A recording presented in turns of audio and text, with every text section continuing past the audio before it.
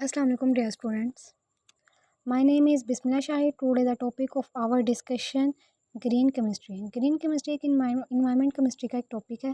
Green बच्चों आपको पता है एक नेचर कलर को और फ्रेशनेस को रिप्रेजेंट करता है। ग्रीन केमिस्ट्री हमारे पास एक रिसेंट ब्रांच है जिसके अंदर हम ये चीज़ें डिस्कस करते हैं कि कैसे हम पोल्यूशन को कम से कम या मिनिमाइज़ कर सकते हैं, या कैसे ऐसे केमिकल को यूज़ कर सकते हैं जो कि इन्वायरमेंट को पोल्यूट ना करें, जो इन्वायरमेंट के साथ ज़्यादा फ्रेंडली हो। ग्रीन केमिस्ट्री 1991 में स्टार्ट हुई थी। अब इसकी डेफिनेशन देखते हैं। The design of the channel product and process that reduce and eliminate the use and generation of hazards substance. Green chemistry हमारे पास एक ऐसी केमिस्ट्री है जिसके अंदर हम इन मेथड उन चीज़ों को डिस्कस करते हैं जिससे हम केमिकल प्रोडक्ट जो हैं उनके डिज़ाइन को चेंज कर सकें। यहाँ डिज़ाइन से मुराद हम ऐसे केमिकल यूज़ करें जो कि इन्वायरमेंट को पोल्यूट ना करे और इवन के हेल्थ को भी डिस्टर्ब ना करे। और प्रोसेस से मुराद इंडस्ट्री के अंदर जब हम डिफरेंट प्रोडक्ट बनाते हैं तो प्रोसेस के दौरान बहुत ज़्यादा वेस्ट मटेरियल और टॉक्सिक सब्सटेंस एलिमिनेट होते हैं जो हमारे इन्वायरमेंट के लिए नुकसानदेह होते हैं। तो हम ऐसे प्रोसेस ढूंढने की कोशिश करते हैं जो हमारे पास सेफ़ हो और हमारे इन्वायरमेंट को भी कम से कम ख़राब कर सके। General in short green chemistry का मेन फोकस दो चीज़ों पर है। एक ये कि ऐसे केमिकल सब्सटेंस प्रोड्यूस या यूज़ किए जाए जो कि हमारे इन्वायरमेंट को ख़राब ना करें, और दूसरा ह्यूमन हेल्थ को पे भी कोई कॉम्प्रोमाइज़ ना करें। ग्रीन केमिस्ट्री डील करती है design of product, manufacture and use of ultimate disposal. Design of products यानी जो प्रोडक्ट्स हम बना रहे हैं तो वो इसके डिज़ाइन को डील करती है, और स्ट्रक्चर या डिज़ाइन ऐसा हो कि जो कि इन्वायरमेंट के साथ के लिए फ्रेंडली भी हो और ह्यूमन के लिए भी टॉक्सिक वगैरह ना हो। दूसरा डील करती है मैन्युफैक्चर प्रोसेस, यानी जो हम बना रहे हैं उसके वो ऐसा प्रोसेस हो जो प्रोसेस भी नुकसानदेह ना वो प्रोसेस ऐसा ना हो जो ज़्यादा वेस्ट मटेरियल प्रोड्यूस कर रहा हो और टॉक्सिक चीज़ें भी प्रोड्यूस कर रहा हो। तीसरा है यूज़ एंड अल्टीमेट डिस्पोजल। जो हम केमिकल प्रोडक्ट्स बना रहे हैं उसका यूज़ जो है वो सेफ़ हो, ऐसा ना हो कि उसके यूज़ से प्रॉब्लम क्रिएट हो रही हो। और इसके बाद ज़ाहिर सी बात है, जब हम एक प्रोडक्ट को हम यूज़ कर लेते हैं या यूटिलाइज़ कर लेते हैं उसके बाद वो हमारे लिए वेस्ट मटेरियल बन जाती है, तो हम ऐसे प्रोडक्ट्स डिज़ाइन करने की कोशिश करते हैं जिनका अल्टीमेट डिस्पोजल भी हो सके, यानी एंड पे वो बायोडिग्रेडेबल हो और हम यानी रिसाइकल भी की जा सकती हो, ताकि हमारा इन्वायरमेंट इनसे बचा जा सके। Importance of green chemistry.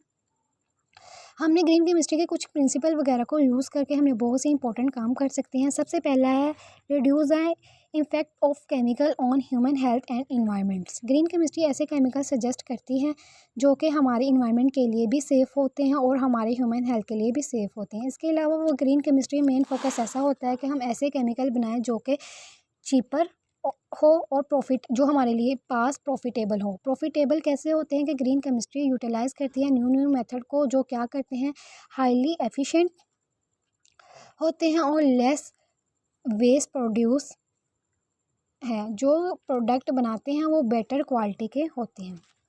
यानी हम ग्रीन केमिस्ट्री के हम ऐसे मेथड को सजेस्ट करने की कोशिश करते हैं या ऐसे मेथड को ड्राइव करने की कोशिश करते हैं जो कि हाईली एफिशिएंट होते हैं और लेस वेस्ट प्रोड्यूस करें और क्वालिटी ऑफ प्रोडक्ट भी ज़्यादा करें। जब ये चीज़ें हमारे पास आ जाती हैं, इन पार्ट पे हम काम कर लेते हैं, तो इससे हमारे प्रॉफिट भी ज़्यादा होता है। इसके अलावा आप जानते हैं कि इन्वायरमेंट्स लॉ होते हैं।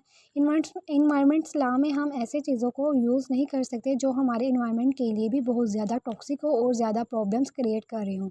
तो ग्रीन केमिस्ट्री हमें अल्टरनेटिव देती है, वो हम ऐसे केमिकल्स वगैरह यूज़ कर सकते हैं जो इन्वायरमेंट में फ्रेंडली हैं, ताकि हमारे इन्वायरमेंट्स लॉ और रेगुलेशन वगैरह को भी फॉलो किया जा सकता है।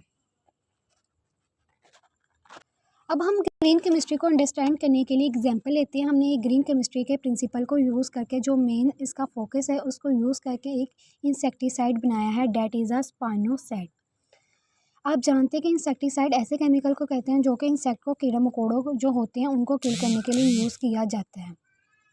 अब हम जो वैसे कॉमन इंसेक्टिसाइड यूज़ करते हैं तो वो कीड़े मकोड़ों को मार देते हैं, लेकिन वो हमारे लिए टॉक्सिक होते हैं और बाकी लिविंग थिंग्स उनके लिए भी टॉक्सिक होते हैं। तो हमने एक ऐसा अल्टरनेटिव, एक ऐसा इंसेक्ट्स बनाया है, डैट इज़ अ स्पाइनोसाइड।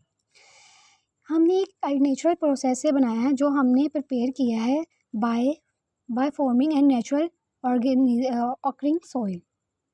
सोइल के अंदर रहने वाला एक बैक्टीरिया हमने लिया है, इससे हमने फर्मेंटेशन के थ्रू जो स्पाइनोसाइड इंसेक्टिसाइड हमने बनाया है, जो कि बैक्टीरिया हमने लिया है, डेट इज़ अ सेक्टर पोलिस्पोरा स्पाइनोसा भी कह सकते हैं। एपीए ने और फिर उसके बाद APA that is a environmental protection agency ने 1997 में, सॉरी इधर आना था, 1997 में इसने एक इंसेक्टिसाइड को प्रूव किया है। ये ज़्यादा टॉक्सिक नहीं है, इसके जो यूज़ के रिस्क हैं वो इन्वायरमेंट के लिए और बाकी चीज़ों के हेल्प के लिए भी बहुत कम है। इससे हमें प्रूव्ड होती है जो कि कॉमन इंसेक्टिसाइड यूज़ करते हैं उससे ये बेहतर है। अब हम इसके बेनिफिट्स देखते हैं। तो पहला क्या होगा, इसके कुछ करैक्टर हैं जो हमारे लिए भी बेनिफिशियल हैं। सबसे पहले ये डू नॉट लीच, ये लीच नहीं करती। लीच मीन ये लिविंग बॉडी के अंदर एकोमुलेट नहीं होती और ये बायो अकोमुलेट भी नहीं होती। इसके अलावा ये वोल्टाइल्स नहीं होती। वोल्टाइल मीन ये एवेपोरेट नहीं होती इन्वायरमेंट के अंदर, इसकी वजह से एटमॉस्फेयर पोल्यूशन कॉज नहीं करती। इसके अलावा ये प्रिजिस्ट, सॉरी इधर प्रेजेंट लिख दिया है, प्रिजिस्ट है, प्रिजिस्ट नहीं करती इन्वायरमेंट के अंदर। मीन ये जब हम यूज़ कर लेते हैं इन्वायरमेंट के अंदर तो उसके बाद ये डिग्रेडेबल हो जाती है, यानी रिसाइकिल हो जाती है। इसके अलावा इसका ज़बरदस्त जो रोल है, ये हमारे पास गिने चुने इंसेक्ट के ऊपर अफेक्ट करती है। तकरीबन ये 70 से 90% इंसेक्ट बेनिफिशियल हैं जो हमारे लिए उनको किल नहीं करते। जैसा देखा है हमारे पास एक बटरफ्लाई फ्लाइज वगैरह है। अब हम इन इंसेक्टिसाइड को मोस्टली अपने क्रॉप पे यूज़ करते हैं, तो क्रॉप्स के ऊपर कुछ ऐसे इंसेक्ट्स भी होते हैं जो कि क्रॉप की पोलिनेशन वगैरह में हेल्प करती हैं। अगर हम ऐसे इंसेक्टिसाइड्स को यूज़ करें जो कि सारे इंसेक्ट्स को किल कर दे तो फिर हम इनकी पोलिनेशन को डिस्टर्ब होगी। इसके अलावा ये पानी वगैरह के अंदर शामिल हो जाते हैं या फिर किसी भी तरह से ये मैमल्स के साथ इंटरेक्ट कर देती है या बर्ड के साथ इंटरेक्ट करती है, तो इनकी हेल्थ पे कोई इफ़ेक्ट नहीं करती। तो इसका ये टॉक्सिक जो लेवल होता है वो बहुत कम होता है। अब 1991 में पॉल एनेस्ट्रस और जॉन सी वर्नर, दो साइंटिस्ट हैं, इन लोगों ने ग्रीन केमिस्ट्री में बड़ा काम किया है। इन्होंने 12 प्रिंसिपल्स दिए हैं। ये जो 12 प्रिंसिपल है, इन्होंने कहा है कि हमने जो प्रोडक्ट्स बनाई हैं, जो प्रोसेस डिज़ाइन करने हैं प्रोडक्ट्स बनाने के लिए, वो इनके 12 प्रिंसिपल के अकॉर्डिंग करनी है ताकि हमारा इन्वायरमेंट सेफ रहे और डायरेक्टली हमारे जो ह्यूमन हेल्थ है वो भी डिस्टर्ब ना हो।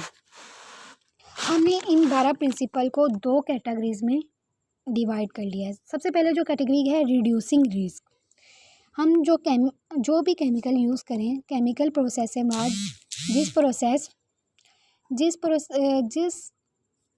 जिस प्रोसेस और मेथड के थ्रू केमिकल बनाया जाता है या यूज़ किया जाता है, तो एक रिस्क ये भी है कि ये रिड्यूस किया जाए। दूसरा कैटेगरी हमने जो बनाई है वो है मिनिमाइज इन्वायरमेंटल, यानी जो केमिकल इसके इन्वायरमेंट के ऊपर क्या असर होंगे इन्वायरमेंट से, वो कैसे डिकम्पोज वगैरह होगा और वो कैसे, उसका रिस्क क्या है या उसके क्या साइड इफ़ेक्ट हैं, कैसे ये मिनिमाइज़ किया जा सकता है। रिड्यूसिंग रिस्क के प्रिंसिपल को डिस्कस करते हैं। हमारे पास इसके 4 प्रिंसिपल हैं। सबसे पहले हमने जो यूज़ करना है वो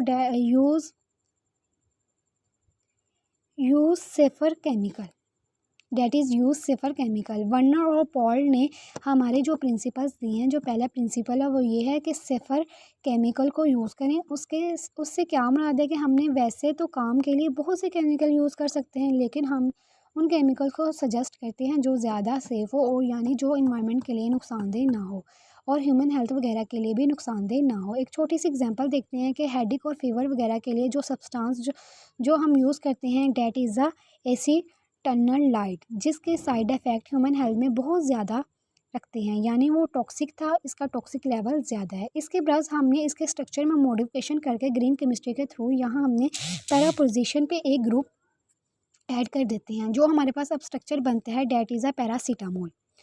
अब इस टैबलेट को हम ज़्यादा यूज़ करते हैं फीवर वगैरह के ट्रीटमेंट के लिए। अब जो दूसरा इसका प्रिंसिपल है वो है डिज़ाइन लेस हज़ार्डस सिंथेसिस।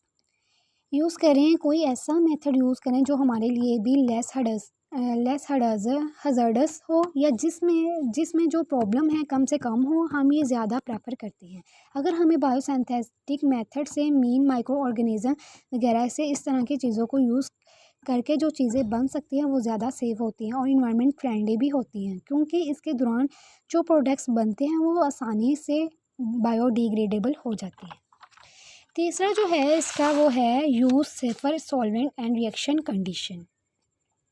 आप जानते होंगे कि केमिकल रिएक्शन हम करवाते हैं तो इसके लिए हमें बहुत से सॉल्वेंट्स की ज़रूरत पड़ती है। अब सॉल्वेंट्स हमारे पास डिफरेंट हैं, जिस तरह ऑर्गेनिक सॉल्वेंट्स की बात करें तो बेंजीन, क्लोरोफिल, कार्बन क्लोरीन को यूज़ कर सकते हैं। लेकिन आप जानते हैं कि ये बेंजीन, क्लोरोफॉर्म वगैरह ये हमारे लिए टॉक्सिक होते हैं और इवन हेल्थ को भी डिस्टर्ब करती हैं। जैसे कि बेंजीन कार्सिनोजेनिक होती है, क्लोरोफॉर्म ये आपके पास एनेस्टिसाइड के लिए भी यूज़ की होती है, मीन ये बेहोशी वगैरह इस तरह के इफेक्ट रखता है। तो हम क्या करते हैं कि ग्रीन केमिस्ट्री के सजेशन के अकॉर्डिंग हम इनके अल्टरनेटिव सॉल्वेंट्स को यूज़ करते हैं जो हमारे लिए भी लेस टॉक्सिक होते हैं और हमारे लिए भी सेफ़ हो। जैसे कि अगर हम कुछ ऐसे मेथड ड्राइव करके जिसमें वाटर को हमने सॉल्वेंट्स के तौर पर यूज़ करें बड़े, तो ये ज़्यादा आसान है, क्योंकि वाटर लिविंग थिंग्स पे भी कोई इफ़ेक्ट नहीं करता और इसका इन्वायरमेंट के ऊपर भी कोई साइड इफ़ेक्ट नहीं है। इससे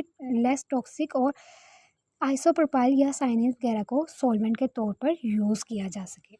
तीसरा जो इसका प्रिंसिपल है वो है एक्सीडेंट प्रिवेंशन। इसमें 2 चीज़ें हैं कि एक आपके पास आप सब्सटेंस वो वाला यूज़ करें जो कि केमिकल रिएक्शन के दौरान एक्सप्लोजन का कॉज़ ना करें और फायर वगैरह ना कैच करें या इस तरह के कोई प्रोसेस ना करें। इसके अलावा प्रोसेस के दौरान कंडीशन इस तरह की रखो कि कोई एक्सीडेंट का बायस ना बने। हमने ग्रीन केमिस्ट्री की हेल्प से कुछ ऐसे मेथड ड्राइव किए हैं जिसमें प्रिवेंशन एक्सीडेंट हो, यानी कि एक्सीडेंट के चांसेस कम से कम हो। Thank you so much. उम्मीद है कि आपको मेरी इस लेक्चर की, इस वीडियो की समझ आ गई होगी, अंडरस्टैंड कर चुके होंगे। अगर आपको कोई भी प्रॉब्लम है तो आप कमेंट बॉक्स पे मुझे कमेंट कर सकते हैं।